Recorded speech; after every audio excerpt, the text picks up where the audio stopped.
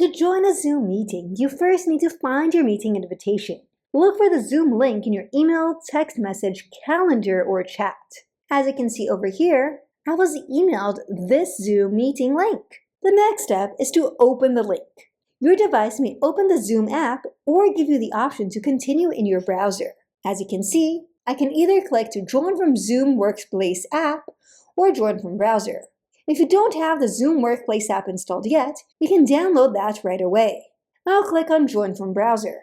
Sometimes Zoom may require you to enter the meeting details. You will see those in the invitation.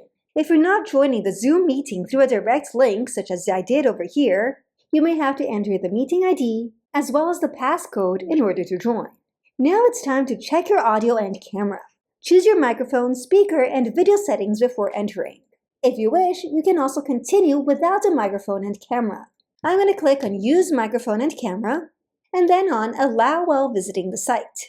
As you can see over here at the bottom, I'm both muted and my video is off. To unmute, I'll click this button over here, and I can see that my voice is being heard since the microphone is increasing and decreasing in volume as I speak. The same goes with the video. To turn my video on, I'll click this button over here, and now you can see me. To customize additional settings in your Zoom meeting, click on More here at the bottom, and then on Settings.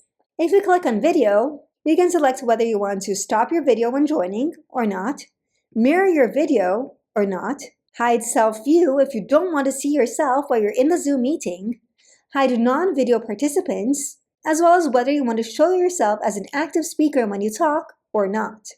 You can also use hardware acceleration for receiving video and for sending video. Here at the bottom, you can change the video rendering method from auto to any one of these other options, as well as select whether you want to use WebRTC strategy or disable it or enable it, or have it set as auto, which is what I have. Under audio, you can also test the speaker and test the microphone. As you can see here, the input level is increasing and decreasing as I speak, so the microphone is working properly. And you can change the audio profile by changing the background noise suppression. You can have the Zoom background noise removal option turned on, or have the browser built-in noise suppression if you prefer. You can also select whether you wish to mute your microphone when joining a meeting, press and hold space key to temporarily unmute yourself, and sync buttons on headset. In addition, when joining a Zoom meeting, you can change the background of yourself in the Zoom webinar. You can have it set as none, blur, or add a random background. If we X out of this pop-up, you can click on Participants over here on the left, hover over your name, click on More, and then on Rename to change how your name appears to other participants in the Zoom meeting.